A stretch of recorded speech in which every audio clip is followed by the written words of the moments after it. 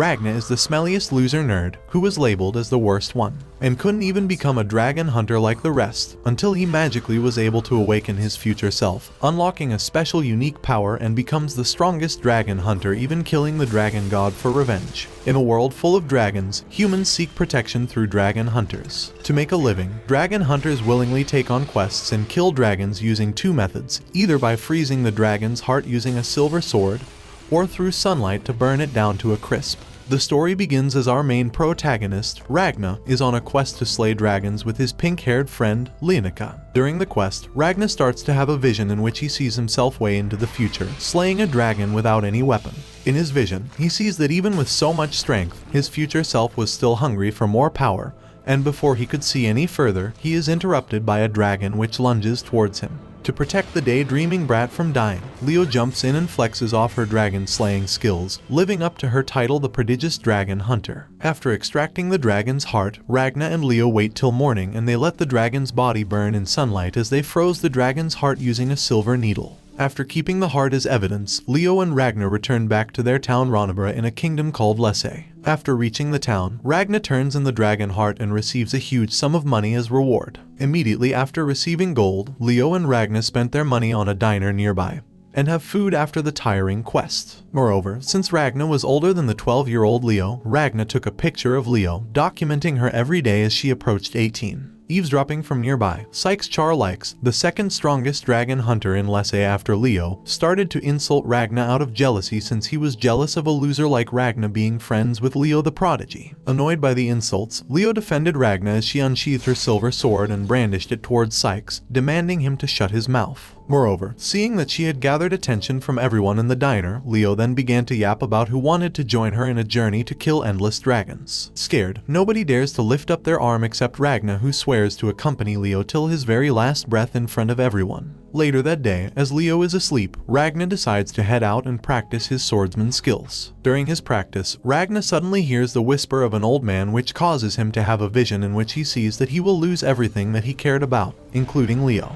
The next day, since there were no quests available at the guild, everyone planned to head east to a town called Anipiru. Overjoyed, Leo starts to plan for adventures, but she immediately starts to worry as she sees Ragna, who had dark circles under his eyes as he was unable to forget the sight of Leo's death in his vision. To comfort Ragna, Leo reassures him that he will become strong someday and he is not completely useless since he had some hidden powers that were waiting to get triggered. Hearing Leo, Ragna starts to have a flashback in which he remembered that he was a curse since everyone who took him in for care were killed by dragons, that is until Leo partnered up with him. The next day, the guild is filled with confused dragon hunters since Anipiru had been invaded and destroyed by a horde of dragons overnight. Moreover, as everyone was debating about what had happened, Leo was shocked to see Ragna's pale face and she hurried to the gallery only to find town Ronabra engulfed in flames. Witnessing the flames, Ragna panicked as he knew that his vision was slowly becoming a reality.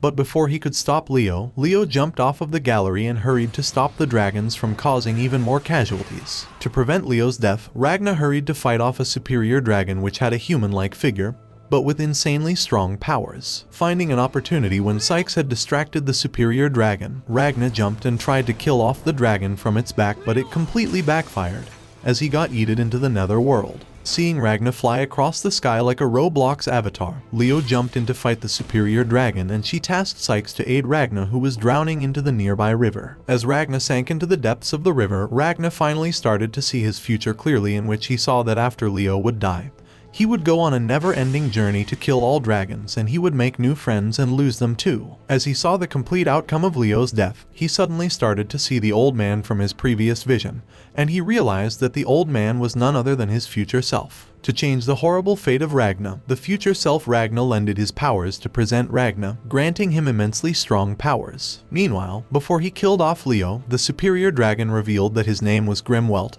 and he was the lowest ranking superior dragon. Moreover, he revealed that the superior dragons followed the god of dragons, and recently, due to his favorite bakery closing down as it got robbed, he is angered and has let off an army of dragons on the humans. After all the chit-chat, as Grimwelt prepared to kill off Leo, Ragna appeared out of nowhere after he had taken care of the dragons nearby using Silverine art style. Scared by the radiating energy from Ragna, Grimwelt immediately transformed into his dragon form, but it was of no use since Ragna easily killed the superior dragon with one single blow. With the future timeline altered, Ragna immediately ran over to Leo and hugged her as he cried out loud. The next day, Ragna finds himself in a bed with Leo and Sykes by his side. Believing that Ragna was a fraud and had been hiding his powers the whole time, Sykes demands an explanation from Ragna, but due to fatigue, Ragna ignores Sykes and goes to sleep. Before Sykes could attempt to wake Ragna up, he is suddenly interrupted by an earthquake caused by the forest which was closing into the town. Somewhere else, a chef and his 3 waitresses trembled in fear as they presented lamb pies to a queso look-alike superior dragon called Temruog Taff, the 8th seat dragon. Presented with anything food related, the superior dragon gobbled down lamb pies and proceeded to yap about the taste of it. Annoyed that he wasn't presented with Gordon Ramsay's beef Wellington, the fatso decided to gobble down the chef and the 3 waitresses as he exclaimed that they tasted far better than the dish they had presented. Meanwhile, Sykes wandered around Ronabra and found out that a dragon, which was immune to sunlight, was behind the forest getting pulled towards the town. Whereas Leo, who is busy taking out the dragon's tentacles, spots Ragna held by the tentacles and hurries to save him,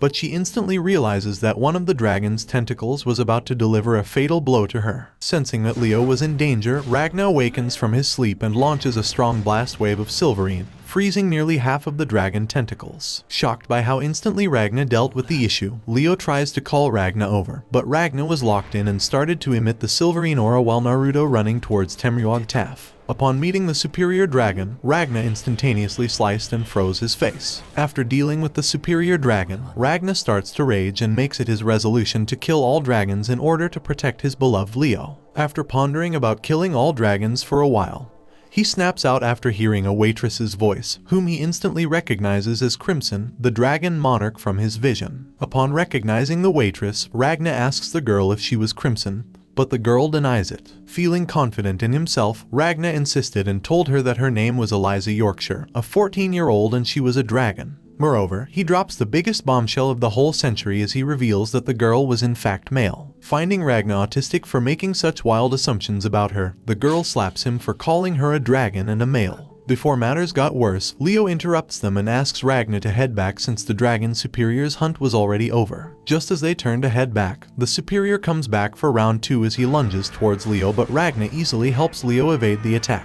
To end the fight, Ragna uses a raw sin gun attack, obliterating the dragon into pieces. After finishing the superior dragon, he then tells Leo that she has to leave with the townspeople as Ronabra is now a complete battlefield. Refusing to leave Ragna's side, Leo lashes out at Ragna and swings her sword at him, which he parries it with his finger, putting Leo to sleep. After a while, Leo wakes up only to find herself being carried by Syke away from Ronabra along with many other residents. Back to Ragna, Ragna insists Crimson to come and fight dragons with him, which she obviously shows reluctance to. To gain her support, Ragna then yaps about how he is good at household tasks, and how he helps and can become a servant for Crimson before fainting due to fever. During his unconsciousness, Ragna once again starts having a vision of how his future self had met up with Crimson. After a long time being unconscious, Ragna wakes up and tries to explain his vision to Crimson, which takes place 20 years into the future. Just as Ragna was explaining his vision, they both spot a group of dragons flying towards the townspeople and they both rush to fight it. After catching up with the dragons, Ragna uses one of his Silverine art attack as he pierces a dragon with a sword and freezes it. After finally realizing Ragna's true powers, Crimson finally admits that she really is a dragon monarch as she vomits her slime and transforms into her true form. After finishing her transformation, she finishes off all the remaining dragons with a second. After dealing with the dragons, Crimson hands a poison to Ragna and tells him that she is willing to work with him only if he will drink the poison. Adding on, she reveals that the poison will only work if he feels any malice towards Crimson. Without any hesitation, Ragna drinks the poison instantly, which surprises Crimson, and he asks why Ragna wants to kill all dragons. Hearing Crimson's question, Ragna reveals that he wants to protect what his future self couldn't, and for that very reason he wanted to form an alliance with her. Meanwhile, a group of people are seen fleeing away from a dragon who turned out to be the 3rd seat superior dragon, Desus Trois. Basically, Desus had embodied the wind and had the ability to create rapid tornadoes. Using this unique ability of his, Desus trapped a bunch of women inside his tornado and sliced off their bodies piece by piece, using the wind as his blade. Whilst he was slicing off women in his tornado, luckily some of the residents of the town nearby escaped Desus's grasp, and ran off. As they were making a run for it, they get interrupted by the sudden appearance of regular dragons, which they try their best to fight off. However, the dragons were able to outstrength the humans, but before matters got worse, Ragna and Crimson came to their rescue. Making his appearance, Ragna easily finishes off all the small fry dragons, and they both talk to the townspeople, asking them about their safety. Upon meeting with the townspeople, Crimson decides to fake a conversation telling the townspeople that Ragna was the great dragon reaper, and Crimson himself was a mage. Adding on, Crimson revealed that he can use magic in this world, and this magic is only used by some dragons and a handful of humans. Moreover, to flex on the townspeople, Crimson revealed the slime used by him, which appears in its human form and could talk. Seeing the magic slime alive, the townspeople exclaimed magic is amazing and pure fascination. Seeing magic for the first time with their very own eyes, the leader of the townspeople, Michael, approached Ragna and Crimson to ask for their help with the third seat Desus Troyes, who had made his way to the land of Tortier. Upon hearing about the Desus Troyes, Ragna prepares to leave to fight it, but he suddenly falls headfirst due to muscle fatigue. Seeing Ragna unable to move, Crimson initially refuses to help, but seeing that the townspeople were willing to give up their weapons just to get this dragon killed, Crimson decides to lend a hand. After a while, Crimson hands a silver sword to Michael and prepares them for battle at Tortier, as she uses a key to unlock a room filled with modern-day weapons. Seeing the arsenal of weapons in front of them, the town folks are surprised to see the variety of weapons. Moreover, Crimson also elaborates on how the bullet laced with Ragna's silverine will be used to take down dragons. Later that day, Ragna also reveals her curse to Ragna by shooting herself and resurrecting. After shooting herself in the head, she fed her carcass to her slime as a reward for giving intel on the Superior 3's position. Sometime later, the townspeople test out their newly acquired weapons at a gun range. After a lot of practicing, finally at dawn, the time finally comes when the townspeople are assembled and make their way to Desus Troyes in a van. As they approach Desus, Crimson announces their arrival on a megaphone and roasts the third seat dragon by calling him a beta male. Hearing someone insult his ass, Desus goes on a yapathon on how he isn't lonely and how he earned his spot as the third seat Superior Dragon. Witnessing the Superior Dragon, the townspeople start to feel afraid due to the sheer size of the tornado, but they remain motivated, remembering their restless training in the past 2 days. After taunting Desus, Crimson sped up as the dragon angrily drifted towards them. Moreover, thanks to Crimson's silverine-laced ammo, the wind started to freeze, which slowed the tornado. However, this angered the dragon, but the townspeople kept it together and kept on firing at Desus, as Desus kept on insulting the dragon hunters while being shot at. After a while, he is hit by silverine battle arts done by Ragna, which knocks him out of the tornado, as he couldn't believe that he was finally being defeated. To end the battle, the townspeople finish him off with a silverine sword and few bullets along with the help of the sunlight. After defeating Desus, the townspeople are sent on their way with resources, and Ragna begins to understand how strong and sharp Crimson's planning to lure Desus to the sunlight was. Meanwhile, Crimson pulls out a radio and plays a broadcast by the Defense Ministry of Lesse Kingdom, ordering all citizens to evacuate to the royal capital, which seemed like a setup to both Crimson and Ragna. 5 days prior to current events, the king of Lesse, Femad Lesse, was visited by the first seat monarch dragon, Ultimatea, as she breached the barrier and froze time to relay God's message about the fate of the kingdom. Upon meeting up with the king, Ultimatea revealed that she was going to finish off the kingdom and told that the death of mankind in the kingdom was inevitable because God had said so. Seeing that there was no room left for negotiation, King Femad used the solar safeguard system to try and kill Ultimatea, but he fails miserably as the attack was deflected by a superior dragon,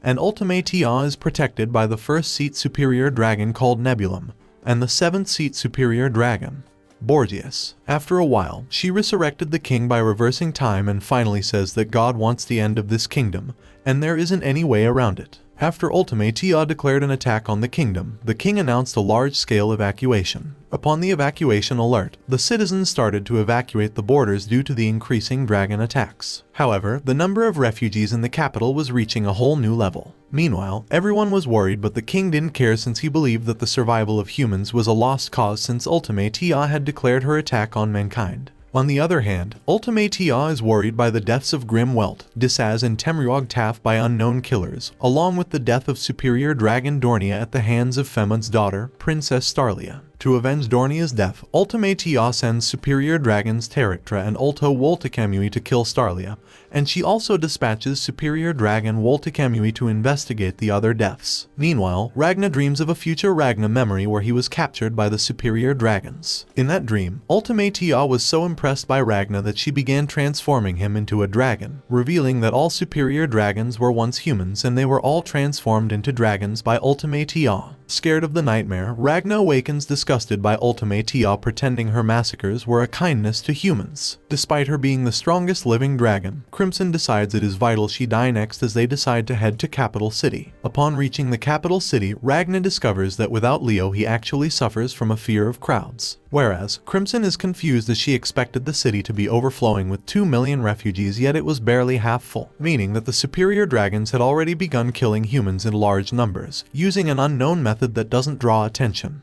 To investigate more, Crimson leaves Ragna with his slime and he orders Ragna to not talk to anyone and definitely do not do anything reckless in case he spotted Ultimatea. After a while, Crimson visits Golem, his servant who infiltrated the army as Colonel Rowan, and the shapeshifter Chimera to inform them that Ragna will attempt to assassinate Ultimatea. Meanwhile, Ragna witnesses the army parading with dragon corpses as proof they are winning the war, but he knows this is propaganda to keep the citizens pacified. During this parade, he suddenly spots Ultimatea within the crowd and he fights off this urge to take her out himself since he had promised not to do so. However, due to holding his anger back, Ragna's face turned red, which caused to garner Ultimatea's attention. Meanwhile, Crimson explains her plans for Ragna and Ultimatea with her allies when one of her allies thinks it's unwise to challenge Ultimatea because of her time control magic. In response, Crimson reassures them since he believes that Ragna is capable of defeating Ultimatea. Meanwhile, Ragna encounters Ultimatea and struggles with whether he should fight her or not. While Crimson's henchmen bicker about who is better than whom, the male lackey shows Crimson a footage of Ultimatea's time-controlling powers. After analyzing the footage closely, Crimson reveals that she knows a way around Ultimatea's time control magic.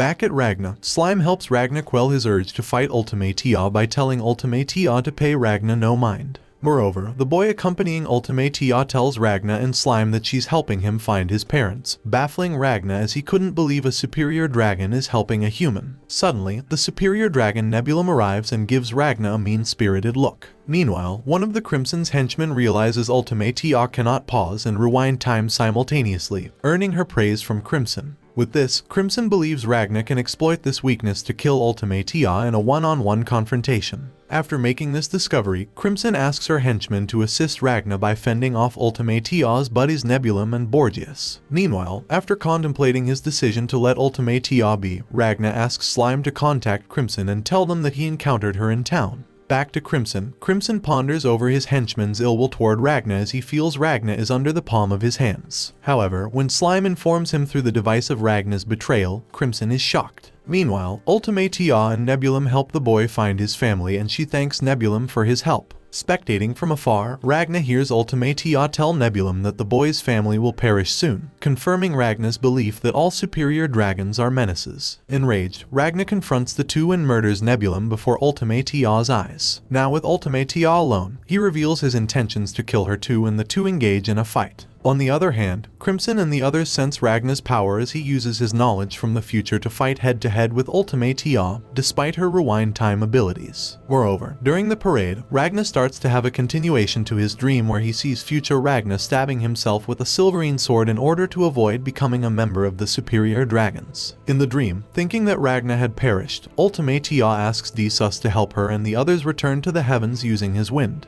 Suddenly, Slime, Crimson, and Golem arrive and Crimson observes Ragna's body, realizing that he had frozen his heart to avoid becoming a member of the dragon's bloodline. Seeing his hatred of dragons, Crimson tells Golem to pick up Ragna and return to their base. Back at the present, Crimson is infuriated that Ragna went against their plans while one of her henchmen reports Ragna's progress in the fight. While Ragna battles Ultimatea, Nebulum interferes, revealing that he hadn't died and had barely survived Ragna's assault. Before Ultimatea perishes, she uses her trump card time manipulation technique to escape Ragna's wrath. To save her ass, she reverts time back to the moment when Ragna was attending the parade. At that very moment, Ultimatea uses her time-stopping ability and tells Ragna how much of a threat he is to her. Furthermore, she questions why he has a deep hatred toward her despite them not having a long history together. After a while, Ultimatea is shocked as she notices Ragna move in stop time, but before she could investigate any further, Nebulum attacks Ragna with a barrage of punches. Seeing that Ragna didn't dodge Nebulum's attack, Ultimatea thinks that it was her imagination playing tricks on her,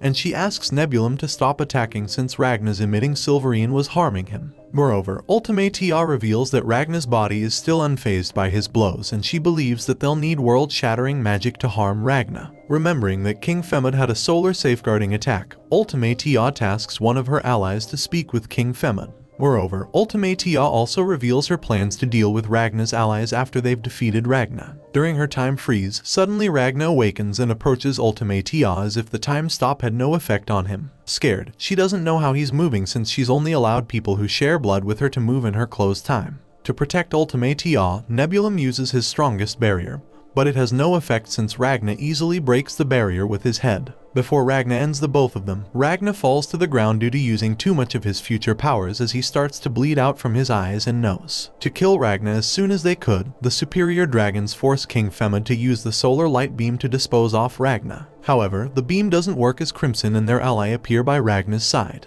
Upon reaching the battlefield, Crimson looks at Ragna with disappointment for disobeying their orders. Seeing that more allies had stepped up into the battlefield, Borgias pleads with Ultimatea to use her time-stopping ability, but since she had been scarred by the sight of Ragna breaking the rules of her time freeze, she starts tweaking. Seeing that Ultimatea was trembling, Crimson realizes that he must double down and break Ultimatea's morale, and for that very reason, Crimson detonates several bombs across the Lesse Kingdom. By doing so, Crimson exposes Ultimatea's false sense of security to the kingdom's people and tries to bank on Ultimatea using her remaining power to rewind time to fix it. However, before Ultimatea could use her time reversal, Nebulum warns Ultimatea not to use her remaining energy. Seeing that Nebulum had spoiled his plan, Crimson decides to retreat and meets up with Golem, who is posted nearby. Upon meeting up with Golem, Crimson scolds him for his failures regarding the plan since Golem hadn't placed bombs on the clock tower. Before taking his leave to the hidden dimension, Crimson orders Golem to monitor the bloodline's movements and to dispose of someone's body. Meanwhile, Nebulum feels that he has failed Ultimatea badly and he starts having a flashback in which he remembers a meeting with Borgias about maturation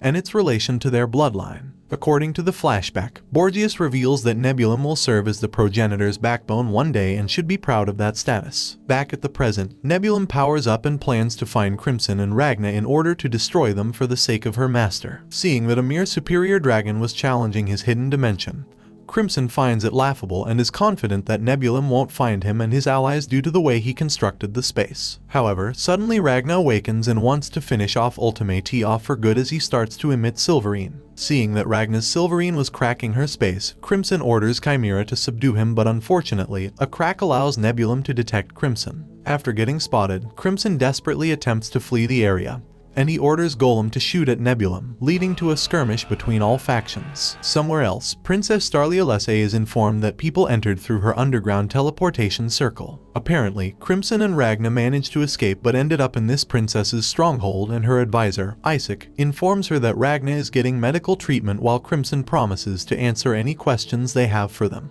Upon meeting with Princess Starlia, Crimson remembers Starlia's fantastic battle prowess and her handicaps involving her lack of arms. Moreover, Crimson loathed Starlia because it was difficult to deceive her about matters as she had a gifted eye that could sense aura. Furthermore, Crimson contemplates what to do and believes it'd be best to cooperate with Starlia since their goals aligned. However, after taking the time to ponder, Crimson realizes that he can deceive Starlia with his aura manipulation, and he reveals his dragon eye to Starlia. During the interrogation of Crimson, Starlia has a flashback in which she had a meeting with Lieutenant General Pereiro. Apparently, Starlia killed Pereiro because he was plotting a coup d'etat with a neighboring country. Moreover, she knew he was plotting against their people thanks to her aura sensing abilities. In the present, Crimson executes a strategy that'll allow him to fool Starlia and avoid her ability. Despite offering a convincing tale, Starlia reads through Crimson's lies and truths. To reveal how she caught Crimson's lies, Starlia explains her abilities in greater detail to Crimson and reveals that while Crimson's aura's color turned into blue, she was telling the truth, and while it turned red, she was lying.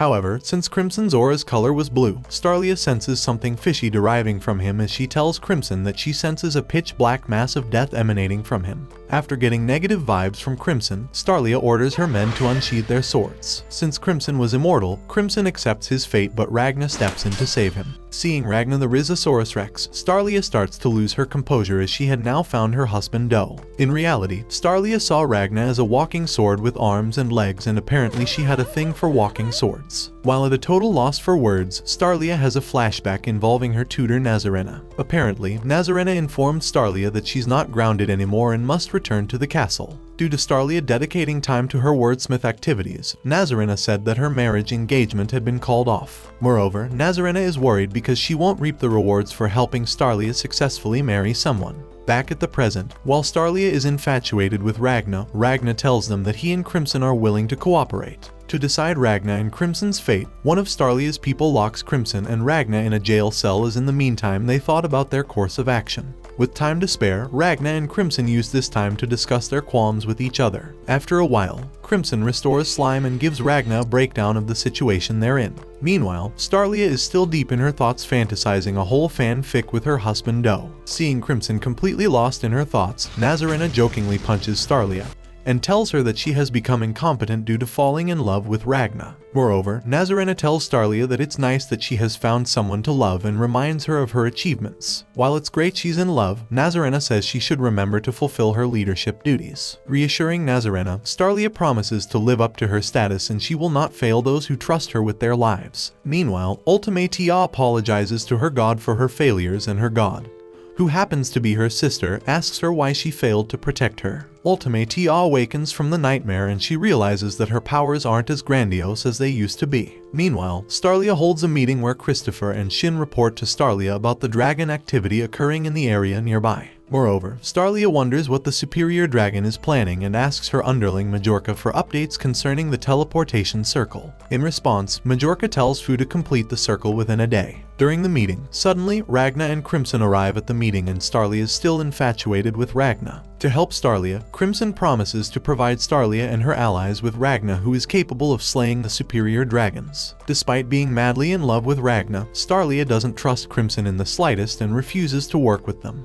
To gain Starlia's trust, Crimson tasks Ragna to convince Starlia since she already had a crush on him and it would be easier if Ragna convinced her. After Ragna vouched for Crimson's hatred towards dragons, Starlia accepts their help, but she reminds Crimson that she will only be relying on him for intel, and that she will be in charge of the planning. Meanwhile, Wolta Kamui visits Ultimatea, who is still shocked that she can't wield time like she used to. To comfort Ultimatea, Wolta Kamui brings her the head of the man who killed Desus Troyes and tries to comfort Ultimatea. Seeing the head of the man decapitated, Ultimatea refuses to hear Wolta Kamui out as she was uncomfortable by the fact that the decapitated man had been killed painfully. Moreover, Wolta Kamui presents her with a silverine blade, reminding her of Ragna. To help her understand why she was losing her powers, Wolta Kamui explains that Ultimatea can't control time because she feels defeated, and to restore her control over it she must forget her fear of Ragna. Initially, Ultimatea refuses to command Wolta Kamui to slay Ragna as she wanted to prioritize obliterating the Lesse Kingdom to shape the world into her god's desires. However, after some convincing, Ultimatea yields the silverine blade and asks Wolta Kamui to bring her Ragna and Crimson's heads. After Ultimatea had vented out her will to take revenge from Ragna and Crimson, the two regrouped with the other superior dragons. Later, Ragna demonstrates and explains his silverine principles to Starlia, which she can't understand due to Ragna's godly riz. To distract herself from Ragna, Starlia asks her subordinates to bring all their weapons to Ragna so he can infuse them with his silverine.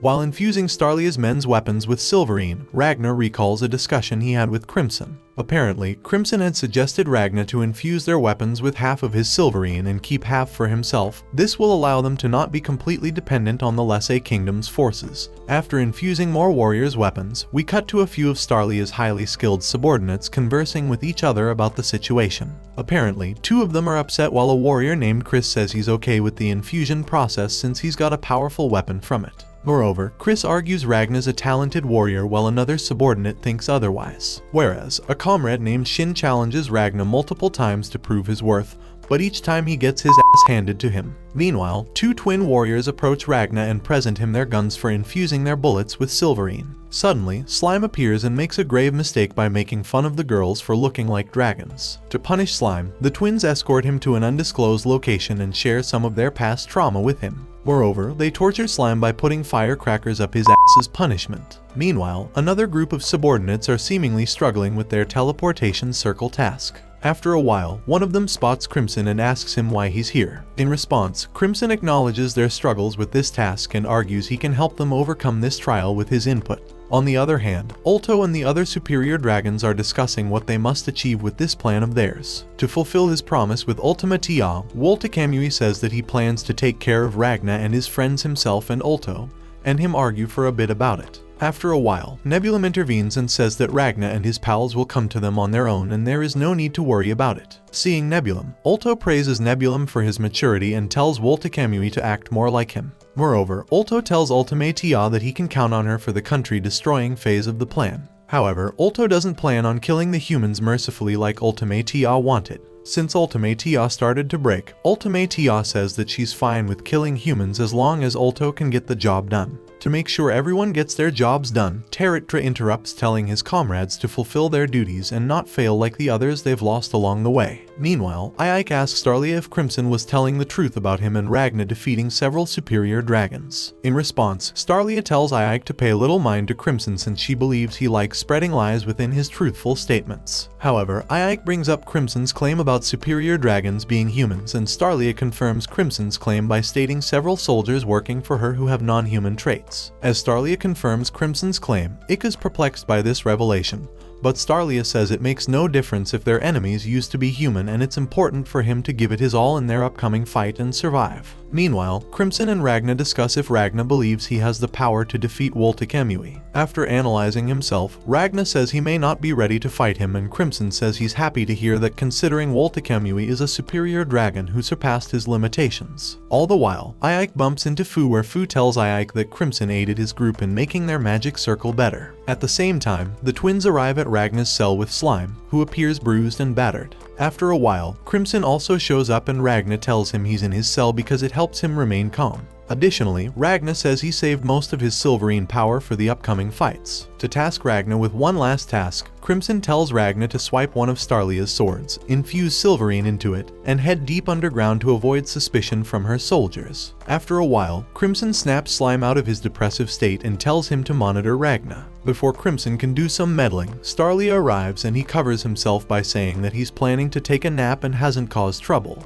After meeting up with Ragna and Crimson, Starlia tells Ragna to follow her so he can choose a weapon. Following along, Starlia says that she plans to stay with the Solarians after their upcoming battle, and to maintain peace, she plans to become a Solarian church member and Dragon Scourge. By doing so, Starlia hopes the Solarians will protect her people. However, if she dies in the fight, she wants Ragna to become a Dragon Scourge and lead her people in her stead. Hearing Starlia's request, Ragna declines Starlia's offer, upsetting Starlia. To remind Ragna of his words, Starlia reminds Ragna about his promise to follow her and says he will obey her orders. After a while, Ragna infuses most of his Silverine into each sword and tells Starlia that he promises to keep her safe. On the other hand, Ulto, Zora, and several dragons wreak havoc in the royal palace. After causing a stir in the balance, Ulto and Teritra arrive at Starlia's base, where Teritra attempts to infiltrate it but fails. After the failed infiltration attempt, Ragna came out of the base to face off Teritra as he walked coldly with two Silverine swords in his hands. Meanwhile, Starlia's forces wait for Ulto Zora's forces to enter their base. To their surprise, several humans enter the building and beg Starlia's forces to protect them.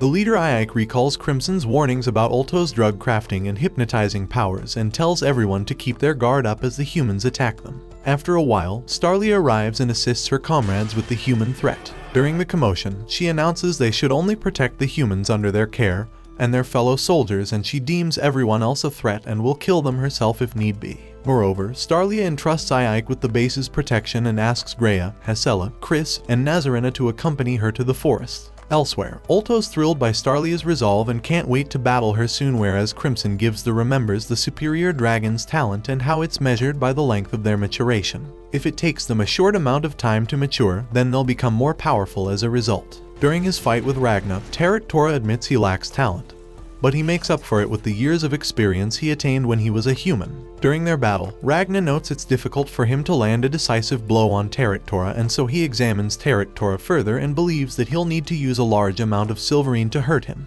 After a while, Ragnar plans to channel all his power into his sword and hopes this will do the trick. Meanwhile, Greya, Hesela, and members of the aerial unit patrol the forest from above, and they relay their findings to their comrades and note how they can't detect Ulto's whereabouts. Simultaneously, the twins inform Starlia that many dragons are heading near the base's east entrance and might be anticipating their next move. In response, Starlia says it's fine while Ulto praises her forces for their effort against his human army. After a while, Ulto checks on Tora because he's mildly concerned about him. Feeling that Ulto was concentrating on him, Tora tells Ulto not to fret since he believes that he defeated Ragnar. However, Ulto questions Tora further about Ragnar to see if he is the Reaper who attacked Tia. Believing that Tia won't be defeated by such a weakling, Tora believes Ragnar's not the same guy. However, he says the Reaper might be present on the battlefield somewhere. To finish off Ragnar, Tora tries to kill him, but Ragnar awakens and evades his attack. Suddenly, inferior dragons arrive to weaken Ragnar, but Tora argues Ragnar's not a priority to him and feels these inferior dragons will be enough to defeat him.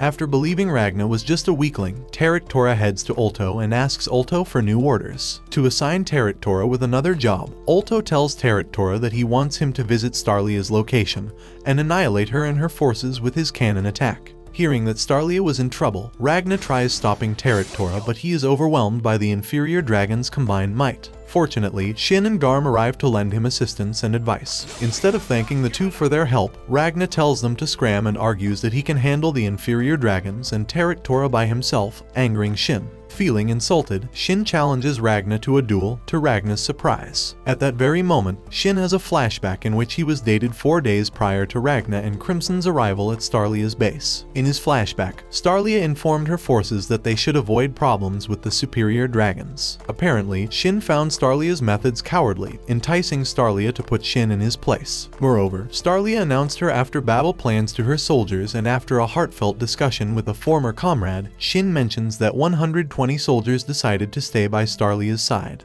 Back at the present, Shin gives Ragnar a thoughtful speech about his and the others' reasons for fighting. Additionally, he tells Ragnar that he doesn't care about his motives or his strength. After opening up to Ragnar, Shin approaches Graham and Graham updates him on their situation. Additionally, Graham says he'd like to continue assisting everyone in this fight and achieve higher strength. After arguing with Slime for a bit, Shin and Graham plan to stop Tora. Elsewhere, Starlia plans to use her powers to turn the forest into her territory. Simultaneously, Starlia's comrades update her on their findings and successes. On the other hand, Ulto acknowledges Starlia's strengths and realizes she's plotting something with a magic absorption circle. Additionally, Starlia's plan reminds him of his Solarian days, and he reveals that the Solarians wanted to use dragons' magic for battle purposes and finds Starlia's needs for it fascinating. Back at Starlia, even though dragons don't emit auras, Starlia can still recognize dragons because they appear as black masses to her. After a while, Starlia realizes that Ulto knows about her plan and she panics. In panic, Starlia tells her troops to be on the lookout for abnormalities, and suddenly, several dragons attack her and her squad.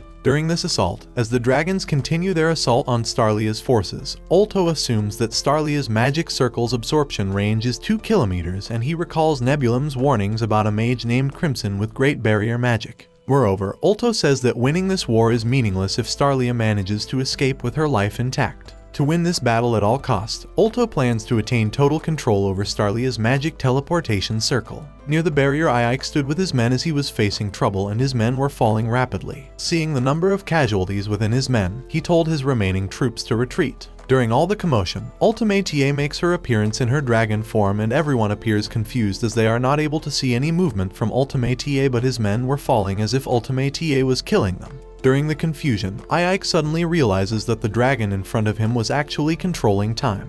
Just at that moment, Crimson hops into the line of fire with an orb-like flashbang which works like a cheat code as it burns Tia. After immobilizing Tia, Crimson reveals that he manipulated the orb's function so that it explodes when it senses time has stopped. Additionally, Crimson tells Ike that he supplied the humans he was protecting with weapons and a bunch of M16s because they wanted to join the fight. Although Ike's not thrilled with Crimson's methods, he is forced to comply as he was their only hope. Additionally, Crimson says that Ulto knows about the next phase of their teleportation plan, and is plotting to deploy his human army around their base to ruin it. To combat Ulto's army, Crimson wants to pit his hypnotized forces against them. Elsewhere, Goron is infuriated that he can't break through one of the base's barriers. Annoyed, he notices Fu nearby and asks him to take him to the magic circle. However, Fu refuses and decides to fight Goron. Seeing Fu's stance, Goron has a brief flashback of Starlia arguing with Fu about the magic circle's magic requirement. Back at the present, Fu defeats Goron and steals his magic. While hilarious antics ensue between Fu and his comrades, Crimson watches and is impressed by Starlia's force's strength. Suddenly, strange things start happening in the area, and Crimson urges Fu and his comrades to follow him. Confused, Fu asks Crimson several questions and Crimson tells him that he should focus on protecting the barrier. Meanwhile, Starlia's forces battle with the mature dragons, whereas Ulto is intrigued by Starlia's strange battle tactics. However, the dragons pull a fast one on Starlia, causing her to plummet to the ground. WTH Starlia down on the ground, Ulto praises Starlia for her efforts but acknowledges her inexperience. Before he claims victory, Tora tells Ulto that 3 men, namely Shin, Graham, and Ragna, have defeated a third of his army and says they should address that development. Meanwhile, Shin and Graham are seen hesitant as they aren't sure if they'll prevail, but they start to note that Ragna is finally starting to sharpen his abilities and is getting comfortable with his power, but he doesn't know how long he can keep it going. However, to protect everyone from death, he'll do all he can to defeat the dragons. Simultaneously, Ulto admits that he has miscalculated the situation. To protect everyone, Ragna slays numerous dragons within a blink of an eye. Meanwhile, one of Starlia's troops rushes to her aid and she orders the troops to take her northwest. During this time, Ulto learns that Goron and Platinum Tiara didn't achieve victory in battle, baffling him. Moreover, he thinks about Starlia's forces, their true capabilities and firepower. Baffled, he asks Tora how long he will recuperate, and in response, he tells him that it won't take much long. To counter Starlia's forces, Ulto develops a new strategy and relays it to Tora. With the plan in mind, Tora proceeds as normal and plans to blow everything up within 5 minutes. Meanwhile, Shin helps Ragna slay a dragon and Ragna tells him not to interfere, but he retracts his order when he remembers Shin's words about not acting like a hero. Feeling like he was acting like a prick, Ragna apologizes to Shin and says Shin and Graham can fight the dragons in any way they want. In return, Ragnar reveals that he plans to protect them and asks the two to follow his lead. While following and slaying dragons under Ragnar's lead, Shin and Graham reflect on how Ragnar is influencing them. Suddenly, Ulto infects several mature dragons on Ragnar and his allies. As a counterattack, Ragnar defeats them easily and swiftly, angering Shin because Ragnar's not letting him or Graham partake in the hunt. However, Ragnar tells the others to continue following him, despite Shin's infuriation with him. Elsewhere, Ulto's enraged that Ragnar and his allies are swiftly killing his forces. Additionally, Ulto is flustered by Starlia's human forces and is curious about what type of weapons they're using.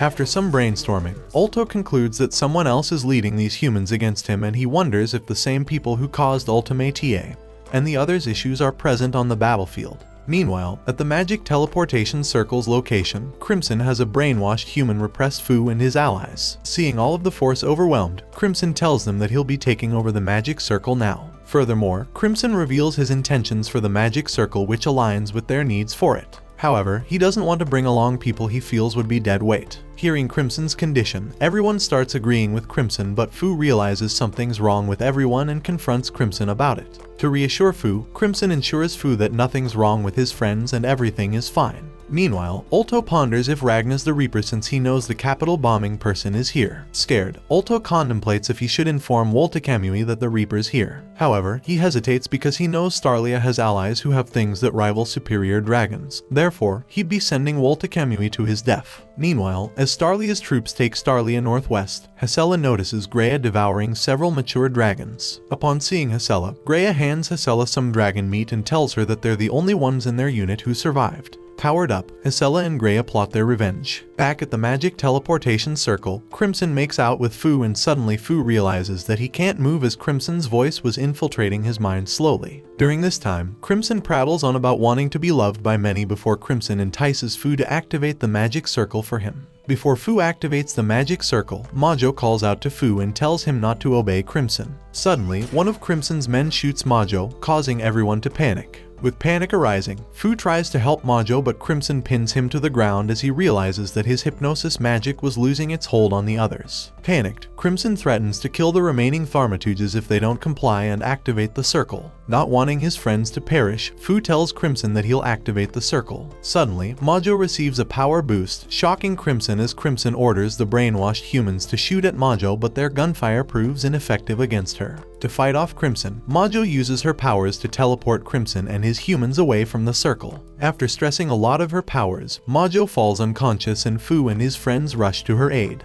Meanwhile, Crimson and his humans fall from the sky and he can't believe that Majo has teleportation magic inside her body. Upset that he lost an opportunity to obtain notable troops under his liege, Crimson and his brainwashed humans fall from the sky as they are moments away from splatting onto the ground. On the other hand, Ulto Zora still contemplates if it's a great idea to have Woltekamui arrive on the battlefield or not. At that very moment, he wonders why the Reaper Ragna and his affiliate Crimson are helping Starlia's forces. Confused, he speculates several things Crimson could gain from supporting Starlia's forces. Ultimately, Ulto believes that he is competing in a race with Crimson to see who can achieve their goal first. With a race in mind, Ulto is confident that he will kill Starlia before Crimson can accomplish his goal. Meanwhile, Crimson lies on the ground, powerless. With his body on the ground, Crimson hopes Ragna can escape with commendable allies and that Starlia perishes in the battle. All the while, in the battle between Starlia's group and Ulto's mature dragons, the commander's still holding Starlia on his back and he encourages the remaining troops to continue fighting.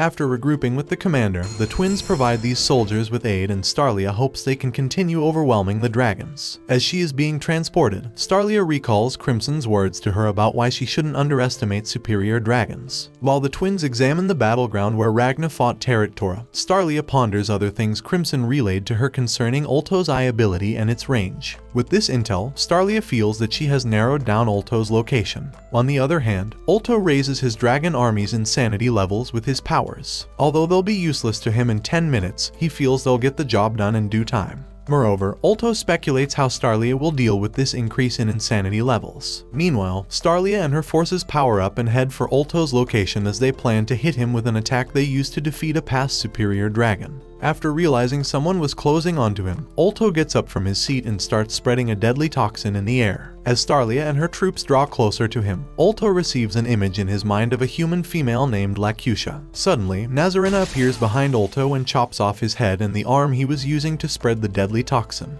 However, Ulto remains unfazed by Nazarena's attack, making her question what was happening before her eyes. Confused, Nazarena leaves Ulto alone as she feels she's done her part in this war. With Ulto's location compromised, Starlia and her allies rush to Ulto's location as she is satisfied with Nazarena's attempt since it convinced her to tell the others not to go through with their ultimate attack. Moreover, Starlia senses the real Zora is 100 meters underground and using her powers, she drags Ulto onto the surface and tells Chris that she's counting on him. Meanwhile, Ulto ponders his human life and the time he spent with Lakusha. As Ulto ponders this strange sensation he's feeling, Tora warns him about the forest's elevated magic levels. Additionally, he warns Ulto to not let the dragons enter the forest. Suddenly, the forest dragons arise from the ground and start gobbling humans. Seeing this, Ulto mentions that he can't control them, but realizes that the forest dragons are attacking his enemies, too. After a while, Ulto realizes that Borgias has regained his abilities and was trying to help them in the war. However, Ulto yells at Borgias for interfering in his war with Starlia, but he revokes his statement because he feels he is about to do something stupid. Meanwhile, Ragna, Graham, and Shin continue slaughtering more dragons. Seeing them eliminating the dragons, Tora attacks them with his arm cannon and tells Ulto that he annihilated them with his attack.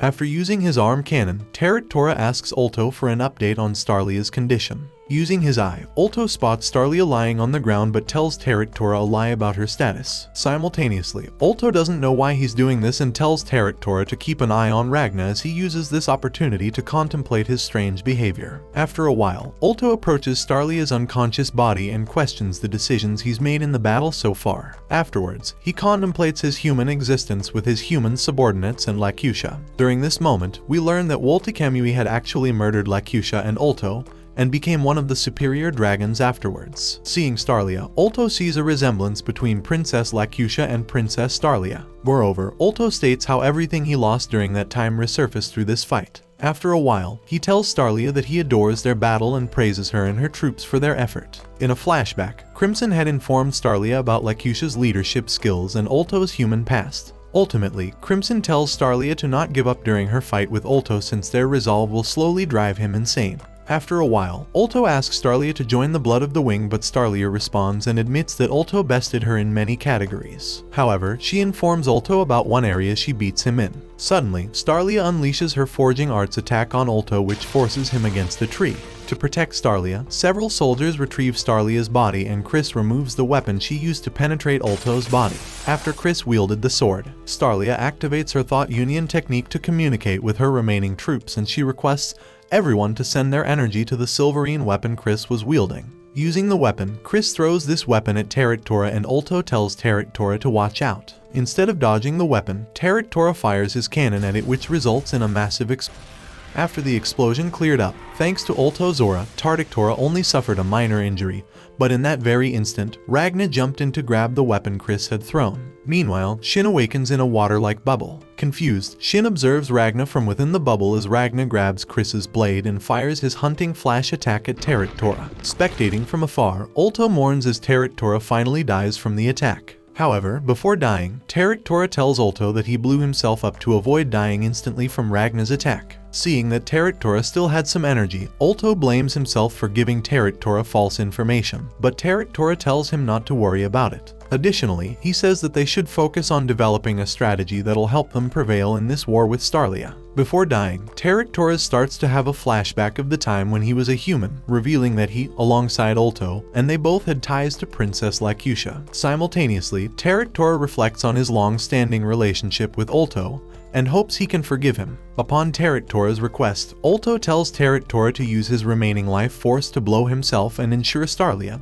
and the others' death. Before the enormous explosion, Ulto makes his escape, and after ensuring that Ulto had exited his blast radius, Tora explodes. To prevent the blast from obliterating everything, Ragna tries holding the blast back with his silverine freeze. Despite Slime providing Ragna with aid, Ragna realizes that Tora's explosion is too much for him, and from afar, Starlia wonders if Ragna can prevent the blast from hitting them. After speculating for a while, Starlia realizes that her sword might be holding Ragna back, and starts blaming herself for it. Additionally, she ponders about all the soldiers she lost and those who survived during this war. To help out Ragna in stopping the blast, Starlia uses her abilities to lend Ragna more power, as she wanted to prevent more casualties from dying. After a while, she informs Ragna that she has troops protecting her while she's performing this duty. Although Tora's strength overpowers them, Starlia and Ragna turn up the heat, and finally they neutralize Tora's attack. After neutralizing Tora's blast, Starlia realizes that the current Ragna is strong because of his future counterpart, and she shares her concerns for future Ragna, since Ragna had lended a lot of power from his future self. In response, current Ragna thanks Starlia for worrying about future Ragna, whereas Starlia thanks Ragna for his help and pleads with him to abandon Crimson and join her army. Before Ragna could reply, Ragna faints, whereas Chris and the others check up on Starlia, and she's thankful that the war is concluded. After resting some time, Fu's comrades tell him the magic teleportation circle is ready to use, whereas Ragna awakens after a long time knocked out. However, before our humans celebrated their victory against Ulto and Tora, Woltekamui arrives and murders Starlia and her forces. Afterwards, Woltekamui turns his attention to Ragna and prepares to throw hands. While Ragna and Woltekamui clash, we receive a flashback with Ragna and Crimson, where Crimson informs Ragna about Woltekamui's powerful Six Claws and Twin Fangs demon sword. Additionally, he informs Ragna about the Clawed bloodline, who are tied together through swords and combat arts. Adding on, he states an outlaw murdered one of them in the past and stole one of the demonic swords. Adding on, he reveals that Woltekamui was an outlaw and that he murdered someone in his human past and stole one of the demonic swords. Moreover, Crimson warns Ragna that he shouldn't get involved with Woltekamui and only fight him once Ultimate TA dies. Despite Crimson's warnings, Ragna says nah, I'd win, and immediately gets humbled as Woltekamui forces him onto the ground. Feeling hopeless, Ragna starts to dream as he finds himself in an alternate dimension with Starlia, who begs him to wake up. As Ragna finally awakens, Starlia tells him that she's the real deal. Additionally, she says she and the others successfully teleported away to this strange environment because of the magic teleportation circle. After they both strolled for a while, Starlia stops and tells Ragna to go on without her. Moreover, Starlia says that she must create a strong sword called the Silver Comet, as even if this results in her death, she wants to assure Ragna that this sword will be of use to him. Since Ragna refuses to leave Starlia's side, suddenly, the ground erupts under Ragna's feet, causing him to fall. After spending 2 days unconscious, Ragnar wakes up and finds himself with bandages wrapped around his body. Although Starlia may be gone, Ragnar says he can still feel her aura within himself. After exiting his camp, Ragnar notices Chris, Fu, and the others are around him. Moreover, Ragnar heads outside and notices that he's in the Solarine church grounds. After a while, Ragnar meets up with Ike as Ike takes him to meet with someone important. After a while, Ragnar hears Ultimate's voice and he attacks subconsciously, but the women's look-alike appear as they start to introduce themselves as the Dragon Scourge of the Solarian Church. After reviving the Dragon Scourge leader, Karjula, Ragnar had killed, she forgives Ragnar since they all knew Ragnar's hate for Ultimate was immense. After seeing that they had time reversal abilities, Ragnar asks her if she can use her time powers to save Starlia's life. In response, she reveals that she can, but she is against it because it uses too much energy and she feels saving Starlia is a waste of time. Hearing her response, Ragnar says if she kills Ike, he'll kill her and her copies. Instead of resorting to violence, Ragnar, Ike and Karjula decide to chat on top of one of the area's buildings. During their discussion, Nazarena reveals herself to be a member of the Solarian Church whose purpose was to convert Starlia into a member, and she was to kill Starlia if she refused to join the Solarian Church. However, since Nazarena failed to kill Starlia after her refusal to join the church, Nazarena was awaiting to hear from her higher-ups about her punishment. As soon as Nazarena took her leave, the leader of the Dragon Scourge invites Ragnar and asks if he'd like to become a Dragon Scourge. Without any hesitation, Ragnar immediately declines, and upon his refusal, Karjula blackmails him by saying that she will transport Starlia's army back to Earth. Enraged, Ragnar destroys their meeting table and says that she will take in the refugees and in return he will kill Ultimate.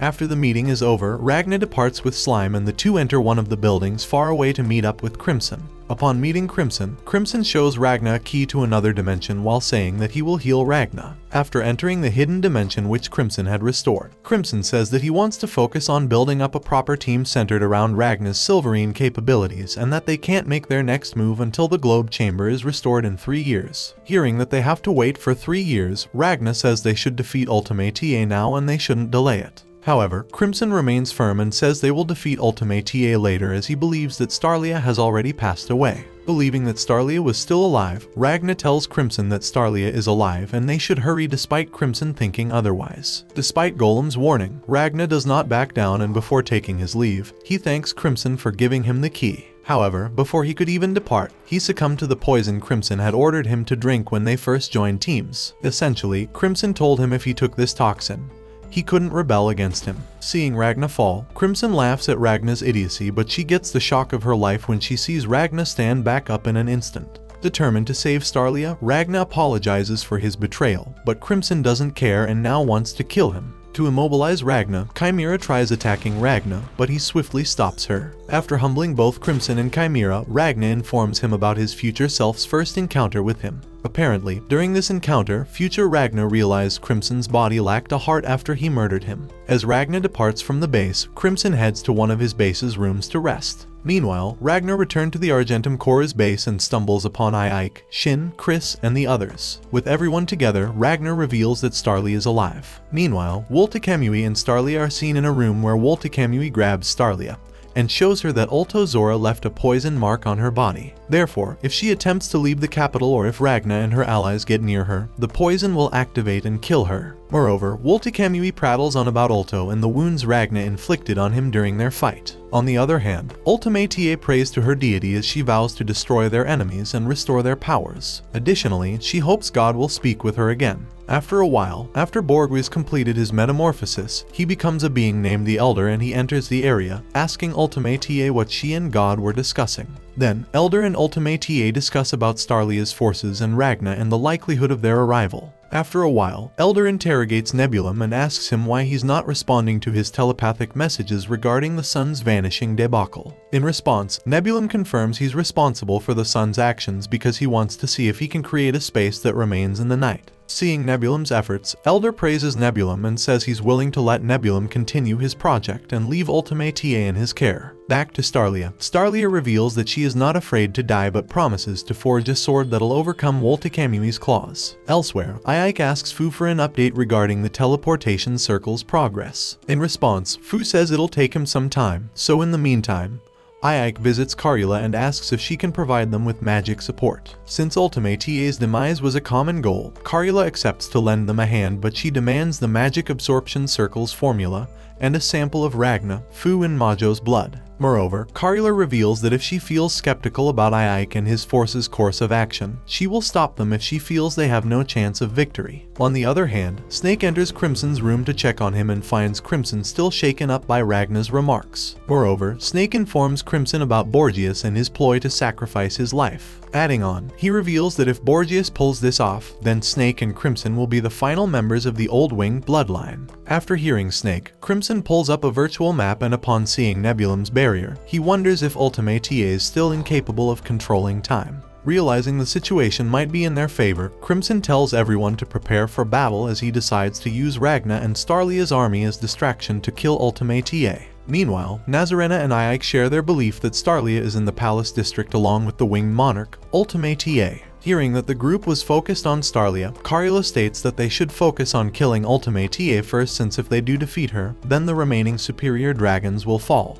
After a while, Ragna shares his desire to Woltekemui head-on. Later, Awakens tells everyone that they will initiate their plan in 2 days, and in the meantime, he hopes everyone will prepare. Meanwhile, Graham and Ragna have a quick sparring session. After sparring for a while, both warriors acknowledge each other's strength and growth. Although Ragna is happy with the strength he was gifted, he argues it's difficult for him to feel proud of it since he hadn't worked insanely hard to acquire it. After a while, Graham informs Ragna about one of the maneuvers he saw him perform during their battle with Teraktora and admits that he imitated his tactic and successfully pulled it off. Even though his feat wasn't on par with Ragna's, Graham is still proud of what he achieved, and he asks Ragna to continue leading them down a brighter path by showing them his strength. After a while, as everyone prepared to teleport back to Earth, Fu initiated the magic circle, whereas the Dragon Scourge sacrificed themselves to initiate a time control magic countermeasure-like spell. Apparently, this will enable Awakens and the others to act within stop time. However, they only have 3 minutes to do so, according to Carula. As the Dragon Scourge members die one after another, Carula gives them a heartfelt speech, before Ragna and the Starlia's forces are teleported back to the capital.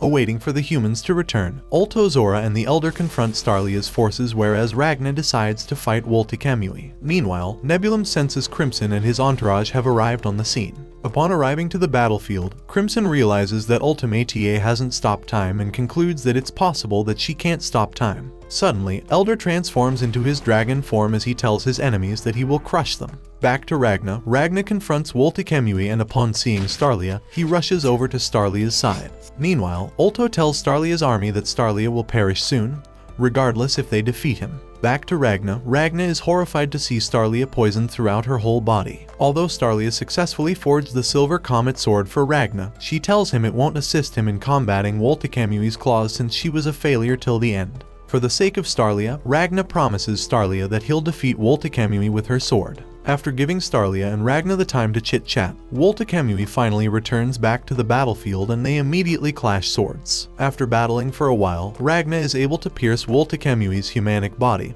and he entices Woltekemui to transform into his dragon form. While Chimera and another ally confronted the Elder, Ragna and Woltekemui's battle intervenes with theirs. Noticing Chimera and her ally are in danger, Ragna lends the two a hand by freezing the Elder's face. Following Ragna's aid, Woltekemui attacks Ragna, pushing him away from the battlefield. Although the Elder is immobilized by Ragna's Silverine, his dragon form sprouts new heads. Meanwhile, Starlia's forces overwhelm Zora with their combined might. Despite having the upper hand, Starlia's forces' morale dwindles briefly. Seeing this opportunity, Ulto ponders if he'll ever achieve Teraktora's level of strength. With the thought of his deceased comrade flowing through his mind, Ulto transforms into a more muscular and capable dragon. Meanwhile, Ragna and Woltekemui take their duel to outer space, whereas Nazarena and Starlia observe the battle from afar. Seeing Nazarena by her side, Starlia tells Nazarena to leave her be and assist the others with the dragons. Hearing Starlia, Nazarena recalls her first encounter with Starlia when she was younger. Although Nazarena acknowledges Starlia's disabilities, she mentions that Starlia is still around because others see value in her peculiar powers. After the flashback, Nazarena departs and plans to assist the others with the dragons. On the other hand, Nebulum senses Crimson nearby and speculates that Crimson was after Ultimate.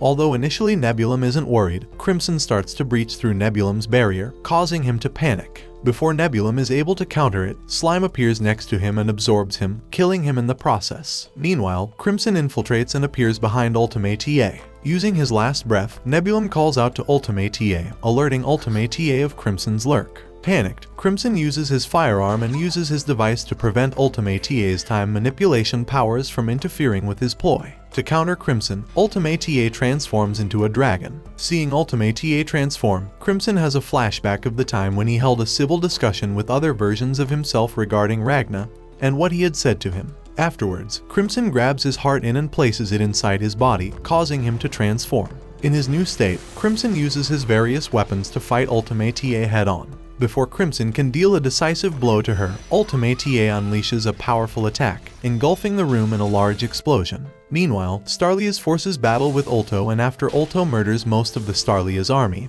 he turns his attention toward Ike and tries murdering him. Fortunately, Fu protects Ike from Ulto's assault as Fu injects himself with a concoction, allowing him to attain powers that are on par with the dragon's. Despite putting in a decent effort against Ulto, Fu gets knocked into a nearby gap.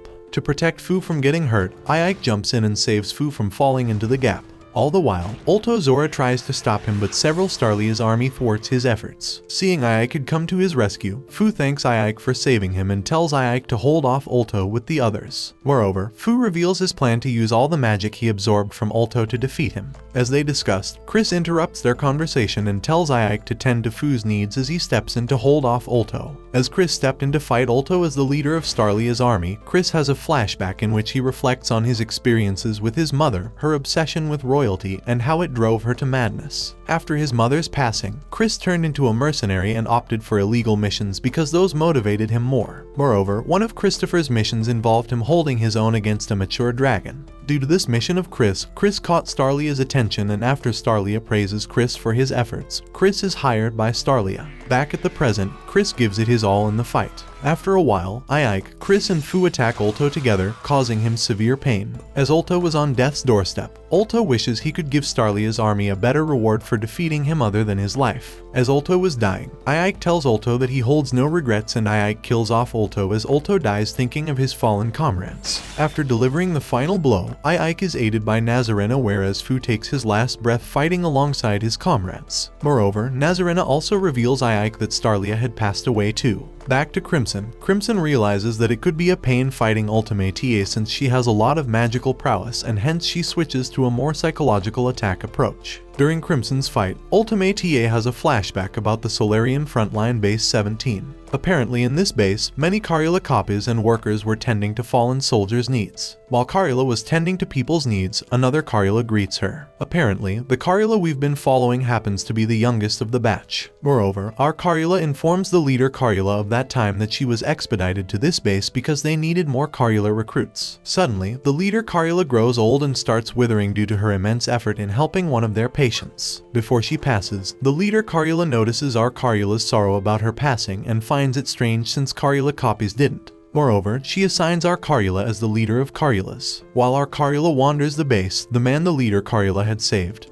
thanks her for saving him. Even though she wasn't the one who saved him, she decides to take credit for her leader's effort. Back at the present, during Chimera and her allies' fight against the Elder notices the barriers surrounding the battlefields falling down, giving Chimera and her ally a chance to hurt him.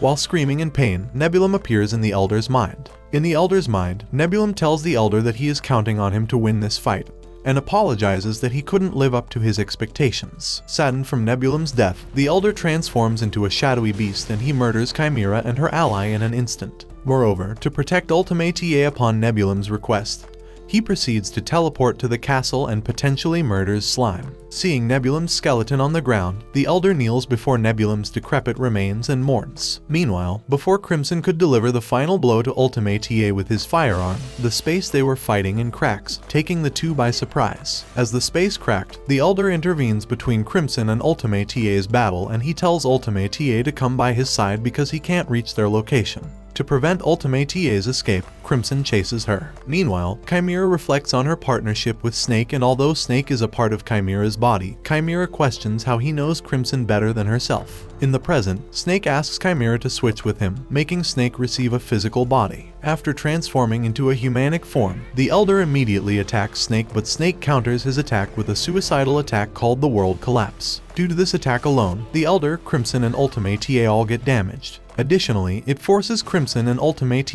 out of their respective spatial battlefield. With his hand chopped off, Crimson confronts Snake about his tactic, and Snake apologizes for using it.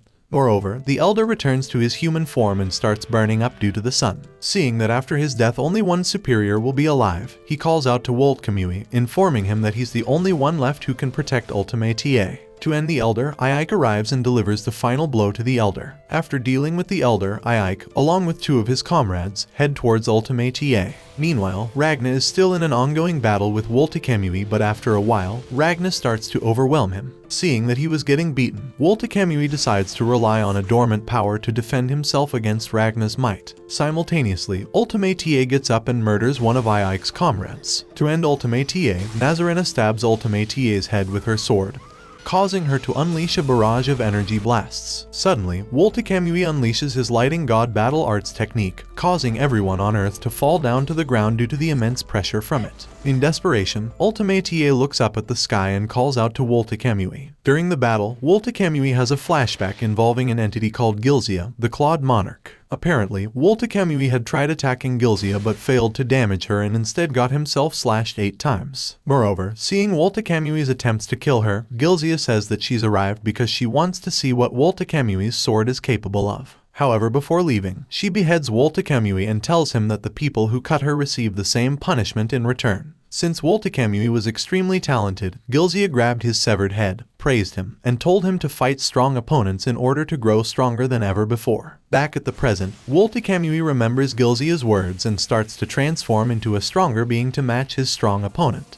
While Woltkamui overwhelms Ragna with his new transformation, Crimson crawls over to his severed arm and gun. Meanwhile, Slime wanders over to Hazella, but Crimson asks Slime to come to him, but suddenly, a spark of light engulfs the battlefield. Back to Ragna, Woltkamui is finally able to behead Ragna, and he states that he plans to kill Gilzia and the Dragon God next. Suddenly, Ragna engulfs the battlefield with his light and reattaches his head. Meanwhile, Ultimate reminisces about her past experience as a Carula copy, and she recalls the time when she was one of the oldest Carulas at their frontline base. Apparently, during that time, someone had crashed at the frontline base, and the person who crashed into their base turned out to be a young Woltkamui. After crashing onto the base, Woltkamui told Ultimate that all of her Carula subordinates disgusted him and asked her to get out of his sight. Seeing that Woltkamui was hurt, Ultimate promised to heal Woltkamui if he let her heal one of her clones. Since Woltkamui was a short-tempered brat, he threatened to kill Ultimate if she didn't leave and started to charge up.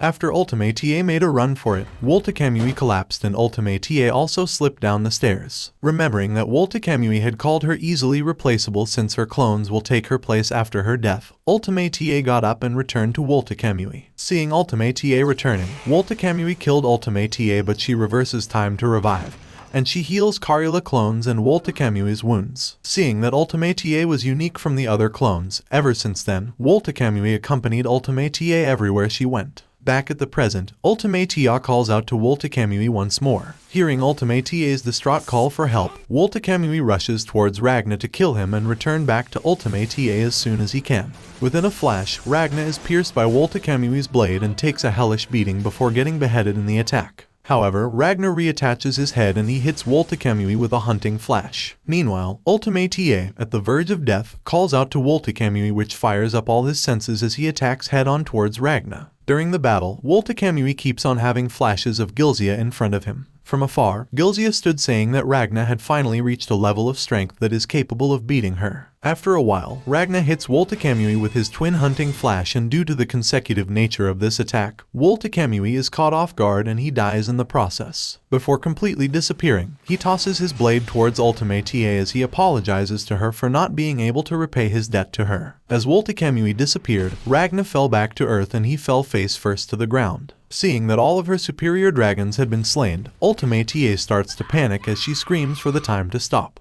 After a desperate attempt to stop time, the time does stop moving, and due to this, she realizes her powers have finally returned. With her powers back, Ultimate rejoices for a little bit, but before she is able to turn back time once more, one of the twins comes in clutch as she guns down Ultimate using Crimson's pistol, which contains silverine-laced bullets. After killing off Ultimate has a final flashback about the time when she was with young Woltekemui on top of a cliff's edge. Apparently, young Woltekemui had asked Ultimate's Karula about what she wants in return as a way of paying her back, as he was in debt to her. At this time, a pact is formed between them to free Karula from God. Back at the present and near death, Ultimate is seen walking towards Woltekemui's sword with bullets in her chest as she remembers her time in the Silurian church, where she was labeled as product number 19,835. Apparently, she was exceptionally talented even with limited time and experience amongst all the copies. Moreover, one day, all of her clones had gone berserk, and the church blames her as someone who doesn't believe in the sun god, and her relationship with Woltekemui is a factor for the church's losses. With Woltekemui imprisoned, they plan on killing him and all the berserk copies of Karula. Just at that moment, the true dragon god makes an appearance, frees Ultimate